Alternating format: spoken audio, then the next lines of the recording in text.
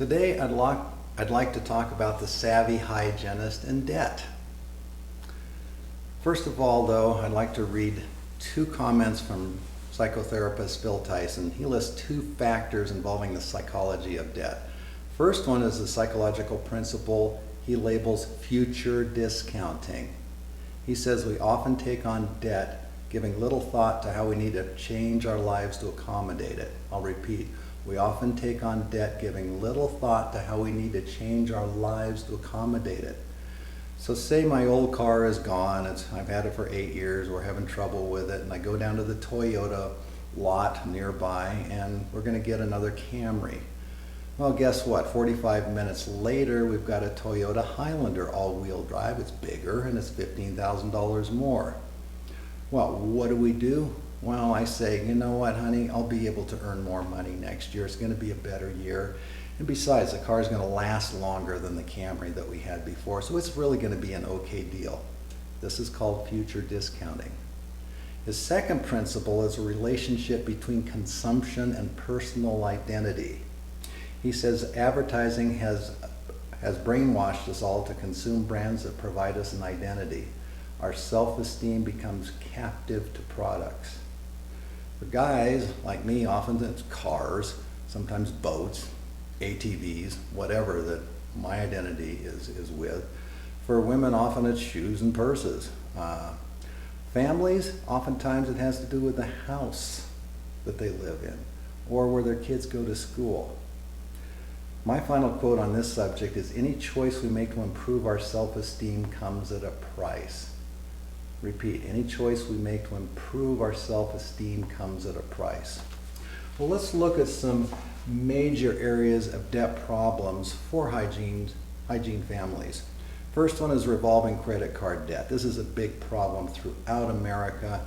There's hygienists that I've talked to who have well over $50,000 in revolving credit card debt. That's crazy. You can be paying $8,000 a year in debt charges for absolutely nothing. And that $8,000 a year can buy a whole lot of retirement or college savings. So revolving credit card debt is really the worst. Home mortgage, let's talk about that. Charles Farrell, I quote him a lot too, wrote a book called Your Money Ratios, where he figured out different ratios versus your income and how much you should be paying for a home, how much debt you should have, mortgages I already brought up, how much savings you should have for retirement, and so forth. It's a really great book written about 2012, Your Money Ratios, Charles Farrell. Well, one thing he says is that your mortgage should never be more than double your family income. In other words, if you're earning $100,000 between you and your spouse, your mortgage should never be above $200,000. Now, of course, you can buy a home worth more than that, but the rest should be cash. The other thing that he says, and this has been proven over and over, is your primary residence increases only at the rate of inflation over the years. I think we found that out over the last 10 years or so. We all thought our homes were going to be worth a fortune. They went way up in 2006 and 2007. Way above the rate of inflation over the period of maybe the last 30 years, and then they crashed. They reverted to the mean. So if you think of your home as an investment, you are way wrong. The media says the opposite. They say your home is your best investment. Why? Because you do build up equity in your home over a period of time, and you can spend it on the products they're selling you.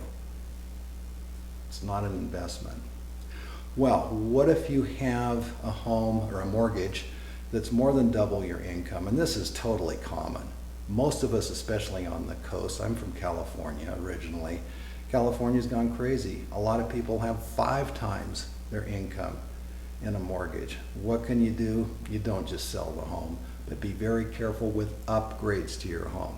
That's the major problem in spending for couples. That's the major impediment to saving for retirement. So stage your upgrades. Have a budget of a certain amount per year for your upgrades and stick to it. In other words, we did flooring this year for $10,000. We're going to have to wait 3 years before we can do anything else. That bathroom is just going to have to wait. Home equity line of credit is my next area. A lot of Americans found out back in 2008 until now that home equity lines of credit is not a good deal. Stealing the equity from your home to buying something that you really want is not a good idea. One of the things I'd like to talk about a little bit is amortization schedules from the banks. On your home, when you take out a loan, the first year, about 95% of your payment goes to interest. You don't get hardly anything into equity. After 10 years, which is a third of most of our loans, 10 years on a 30-year loan, only 20% has gone to principal. So you very slowly build up equity.